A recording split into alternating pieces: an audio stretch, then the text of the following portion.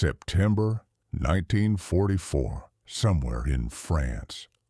General George S. Patton, Jr., commander of the Third Army, sat across from a delegation of officers who had traveled from the United States with a single purpose: convince him to request replacement of his Sherman tanks with the new M26 Pershing heavy tank. They brought reports, statistics, combat analyses.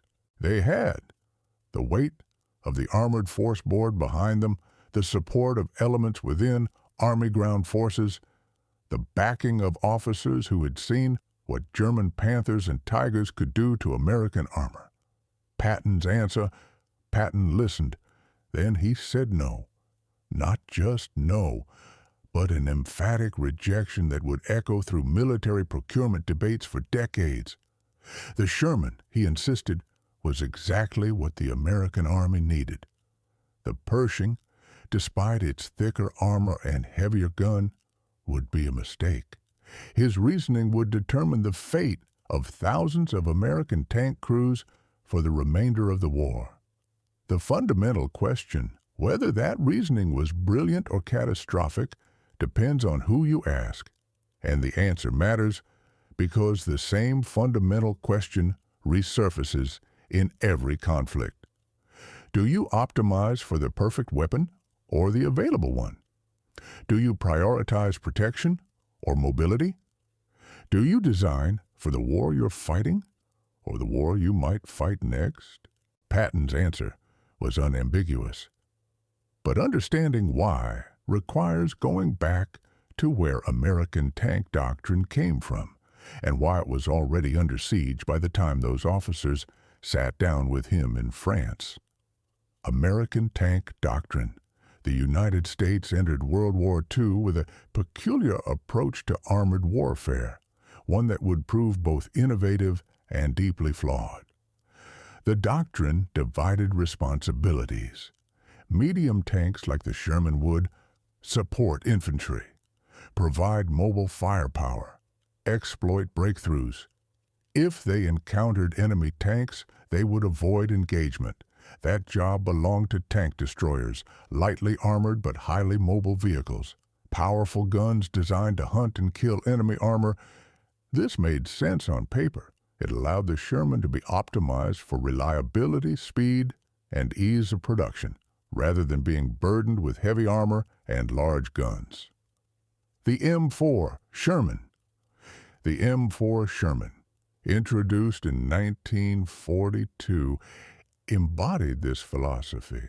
Weighed roughly 33 tons, carried 47 millimeters of frontal armor, mounted a 75 millimeter gun adequate for supporting infantry and destroying most enemy tanks of that era.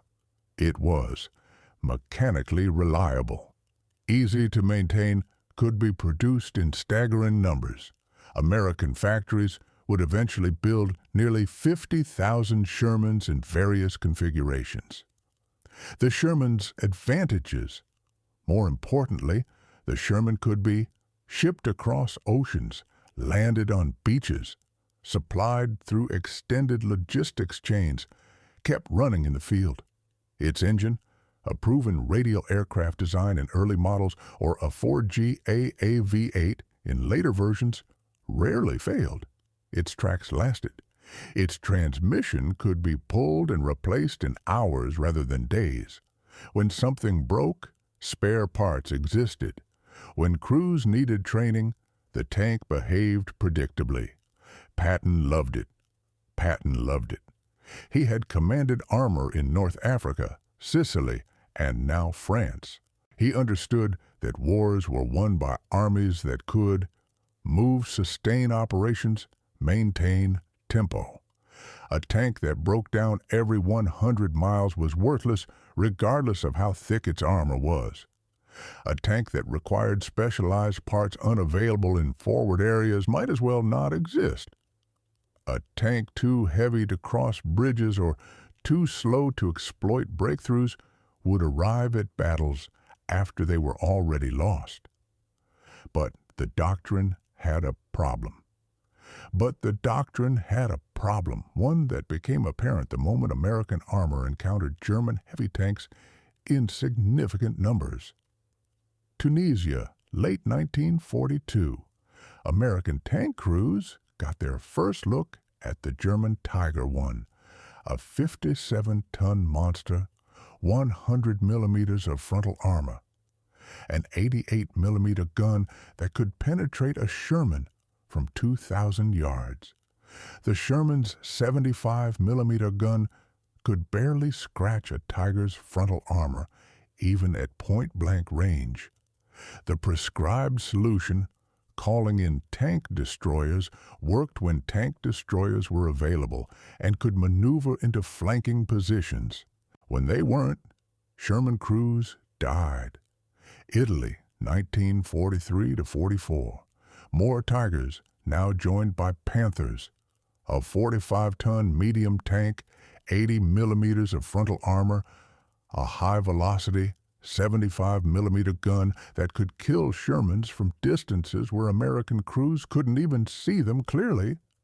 The Panther's sloped armor meant even a direct hit from a Sherman's gun often ricocheted harmlessly away.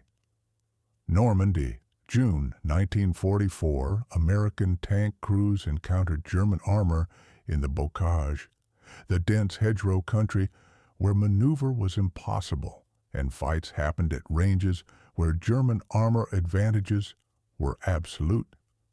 A single Tiger or Panther in a good defensive position could destroy multiple Shermans before being flanked or killed by artillery. The tank destroyer doctrine, predicated on mobility and maneuver, collapsed in terrain that permitted neither. The reports flooded back to the United States. Crew complaints accumulated. The statistics were damning.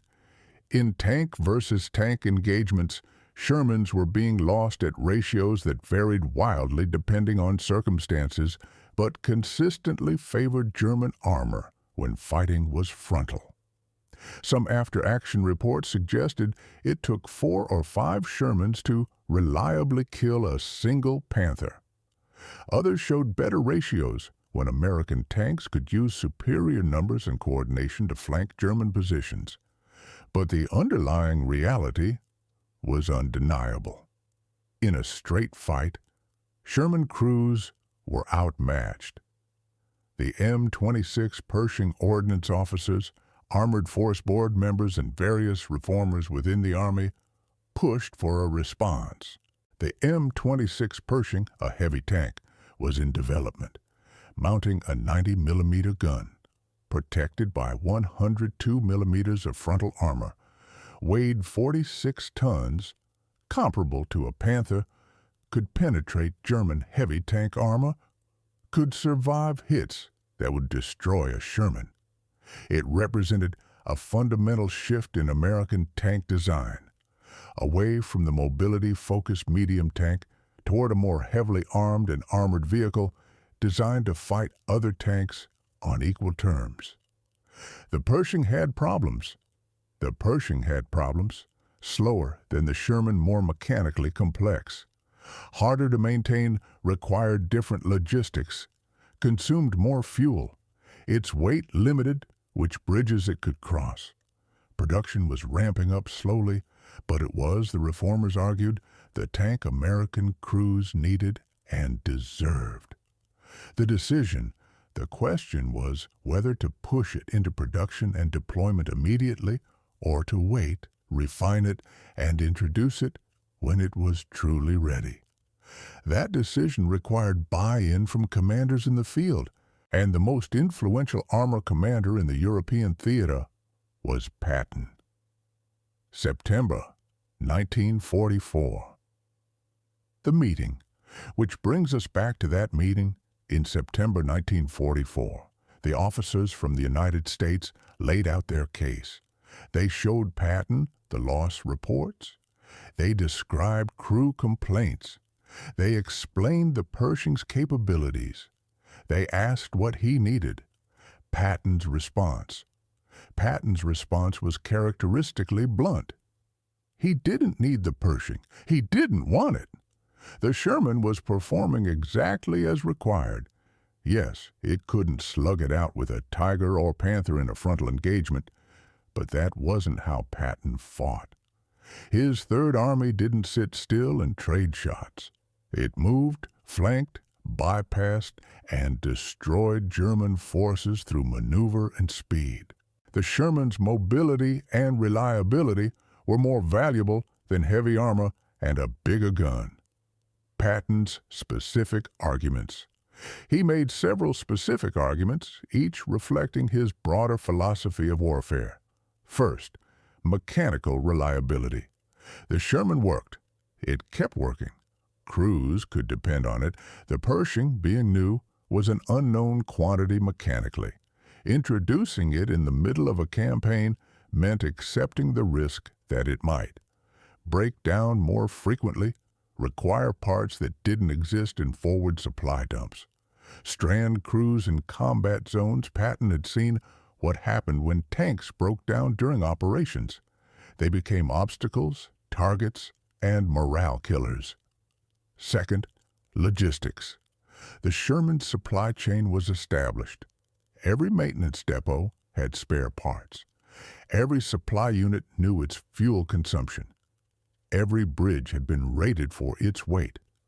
Introducing a heavier tank meant recalculating everything, potentially slowing operations while logistics caught up.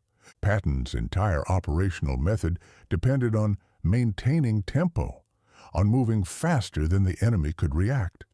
Anything that slowed that tempo was unacceptable. Third, crew training. His tank crews knew the Sherman intimately. They understood its capabilities and limitations. They had developed tactics that worked.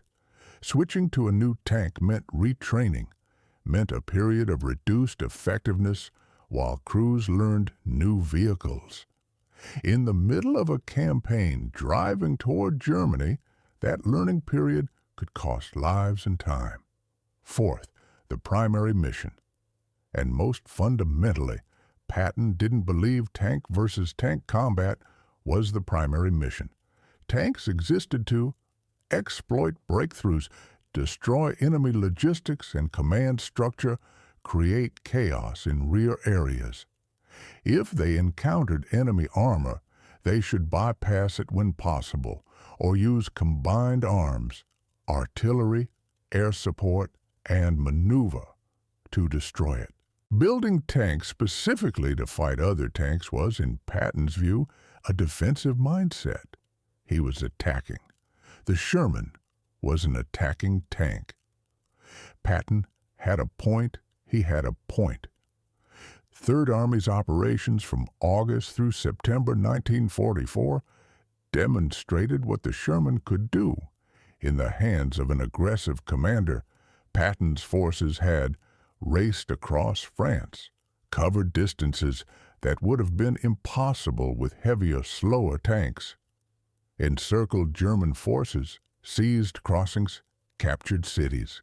The Sherman's speed and reliability had enabled that tempo. A heavier tank might have won more individual engagements, but arrived too late to matter.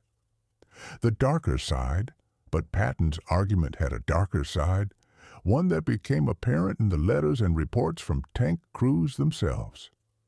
Sergeant James Bates, Third Army, wrote home in October 1944, describing what it felt like to face a Panther.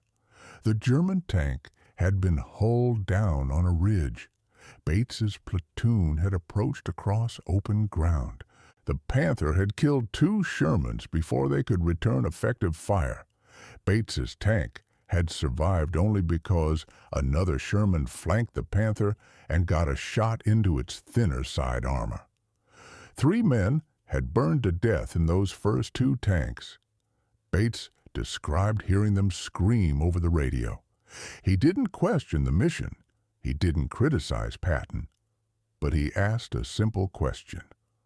Why were American tanks so much worse than German ones? Why did his crew have to risk flanking maneuvers while the Panther could kill them from the front with impunity, Lieutenant Robert Hoffman, a tank platoon leader, wrote a more analytical assessment. He noted that Third Army's rapid advances meant they often encountered German armor in situations where maneuver was possible. The bocage fighting in Normandy had been different, he wrote, because the terrain prevented the kind of flanking movements that made Sherman tactics viable. In open country against a retreating enemy, the Shermans' advantages mattered. In close terrain against prepared positions, it was a death trap. Hoffman suggested that perhaps different tanks were needed for different situations. Shermans for exploitation and pursuit, heavy tanks for breakthrough operations and defensive fighting, but he acknowledged this would complicate logistics and training, the exact problems Patton had cited. Two visions of armored warfare. The debate wasn't just between Patton and the Ordnance Department. It was between two fundamentally different visions of armored warfare. The Ordnance Department and its allies believed tank design should prioritize survivability and firepower. Crews deserved vehicles that could protect them and kill enemy armor. The Shermans' advantages in mobility and reliability were meaningless if crews died before they could exploit them. Better to have a slightly slower, slightly more complex tank that kept crews alive and won engagements. Patton believed tank design should prioritize operational mobility and strategic effect. Individual tank versus tank engagements were tactical details. What mattered was whether your armored force could advance faster than the enemy could retreat, could exploit breakthroughs before they closed, could maintain operations without pausing for maintenance. The Sherman enabled that. A heavier tank, even if better in individual combat, might not. Both positions had merit. Both had supporting evidence.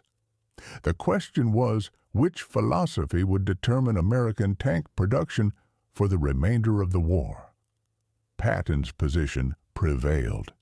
Patton's position prevailed, but not entirely because of his arguments. Production realities mattered too. The United States had invested enormous resources in Sherman production. Factories were optimized for it, supply chains were built around it, training programs assumed it. Switching to the Pershing meant disrupting all of that, accepting a period of reduced production while factories retooled, accepting complexity in supply chains that now had to support two different tank types.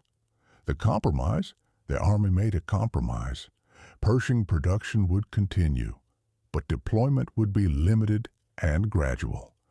The Sherman would remain the primary American tank. Crews would receive upgraded Shermans with 76mm guns and improved armor, better than the original, but still fundamentally the same vehicle. The consequences. This decision had consequences that played out over the final months of the war. December 1944. Battle of the Bulge. Germany launched its last major offensive in the West. American forces, including armored units, fought desperate defensive battles in terrain that favored the Germans. Tank versus tank combat occurred at ranges and in circumstances where Sherman disadvantages were stark. The upgraded 76mm gun helped, but Panthers and Tigers still held advantages in armor and firepower. American forces won the battle through combined arms, artillery, air power, infantry support, and eventually numerical superiority. But tank crews paid the price. Loss rates were high. After-action reports renewed calls for better tanks. February 1945, Pershings arrive. By February 1945, a small number of Pershings finally reached Europe. Only 20 arrived before the war ended. They were distributed to a few units for combat testing. Reports were mixed. The Pershing performed well in combat, its gun and armor proving effective against German heavy tanks. But it also had mechanical issues, exactly as Patton had predicted. Some broke down. Some required parts that didn't exist in theater. The sample size was too small to draw definitive conclusions, but it validated both sides of the debate. Patton never changed his position. Patton never changed his position. In his diary and letters, he continued to defend the Sherman. He argued that Third Army's successes proved his point. From August 1944 through May 1945, Third Army advanced from Normandy to Czechoslovakia, covered hundreds of miles, destroyed German forces, captured hundreds of thousands of prisoners. The Sherman had enabled that campaign.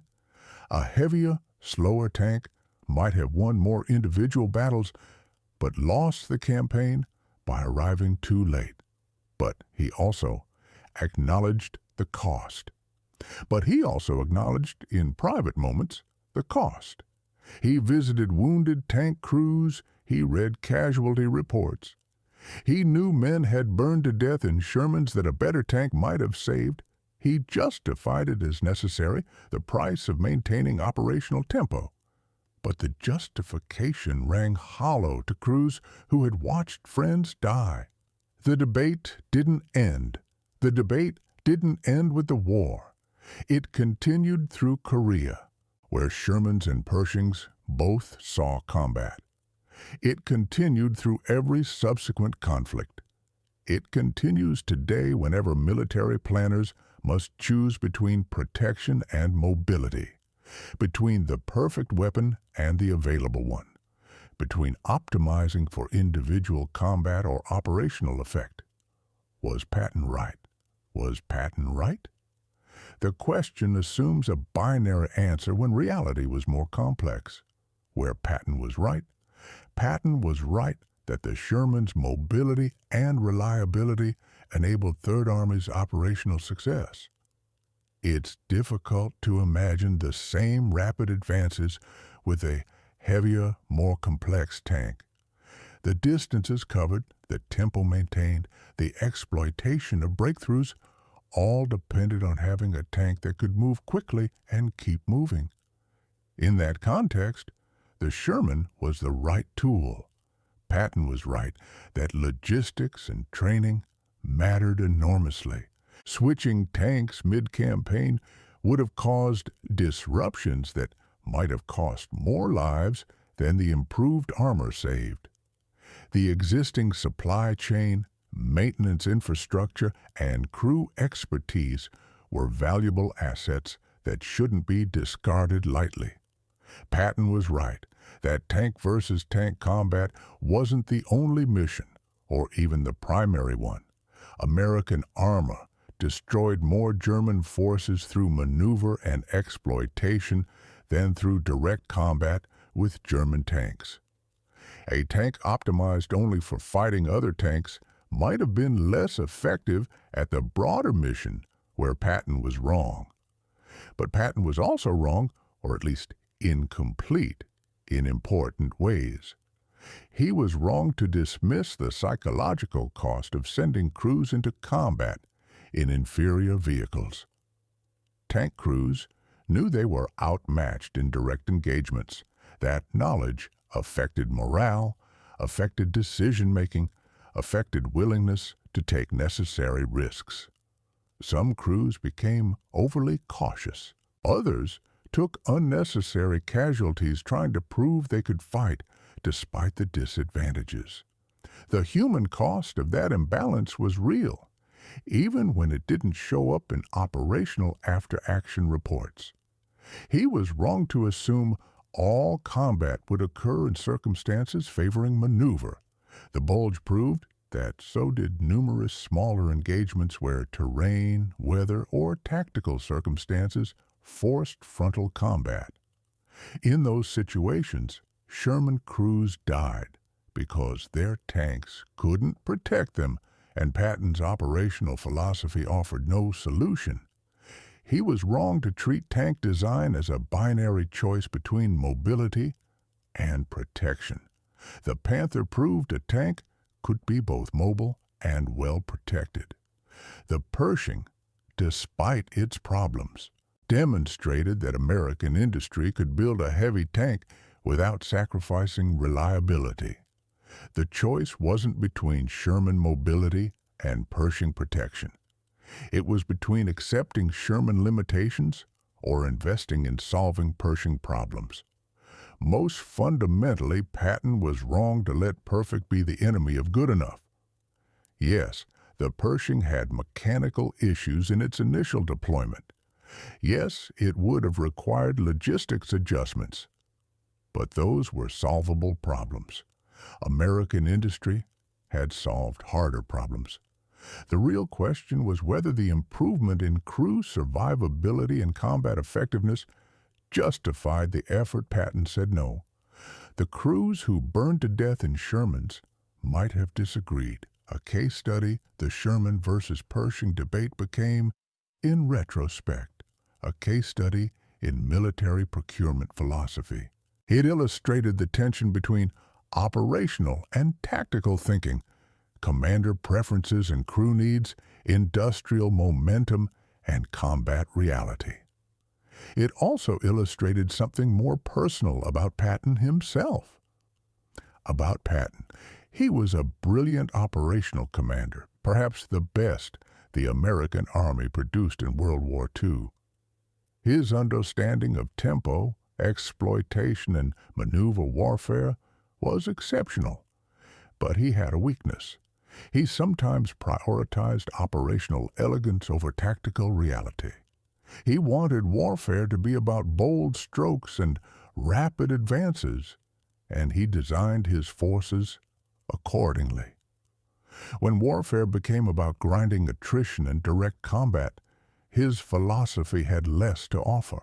The Sherman was Patton's tank. The Sherman was Patton's tank because it enabled Patton's way of war.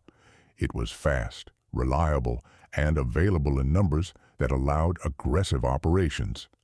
It was less effective for commanders who fought differently, who emphasized firepower and protection, who accepted slower tempo in exchange for winning individual engagements decisively. Neither approach was objectively correct. They were different answers to different questions, optimized for different circumstances. Patton's answer worked brilliantly when circumstances matched his assumptions. It worked less well when they didn't. After the war, the United States Army adopted the Pershing as its primary tank, then replaced it with the M26, M47, M48, and eventually the M60. Each iteration heavier and more powerful than the last. The trend was clear. American tank doctrine shifted toward Patton's opponent's position, emphasizing firepower and protection over the extreme mobility and reliability focus of the Sherman era. But the Sherman remained. In service for decades, used by dozens of countries, proving Patton's point about reliability and ease of maintenance. It fought in Korea, the Arab-Israeli wars, and numerous smaller conflicts. It remained effective in roles that emphasized its strengths: infantry support, mobile warfare, operations where logistics were constrained. Patton's death. Patton died in December 1945 from injuries sustained in a car accident in occupied Germany. He never saw how the debate he had shaped would evolve. He never saw whether his tank philosophy would be vindicated or repudiated. He died believing he had been right, that the Sherman was exactly what the American Army needed, that his operational successes proved it. History's judgment is more ambiguous. Patton was right enough, that his position prevailed during the war. He was wrong enough that the Army changed course afterward. He was brilliant enough that his reasoning still gets taught in military schools. He was flawed enough that his reasoning also gets taught as a cautionary tale about letting operational preferences override tactical needs. The Sherman's legacy. The Sherman tank he defended so fiercely became one of the most produced tanks in history, one of the most widely used, one of the most successful in terms of strategic impact. It also became a symbol of American willingness to accept tactical disadvantages in pursuit of operational and industrial advantages, a symbol that still generates debate among historians, veterans, and military analysts. What Patton said when the Army pushed him to replace the Sherman was essentially, no, the Sherman is good enough. It was the right tank for the war he was fighting, and he was willing to accept the cost of that position, even when the cost was measured in burning tanks and dead crews. Whether that was wisdom or hubris depends on how you measure success and what price you're willing to pay for it. Conclusion.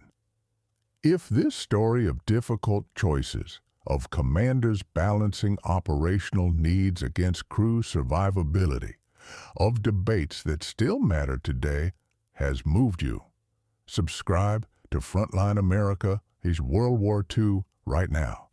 Hit that like button and share this with anyone who wants to understand what Patton said when the Army wanted him to replace the Sherman. Drop a comment. Was Patton right to reject the Pershing, and where in the world are you watching from? Thanks for watching, and we'll see you in the next one.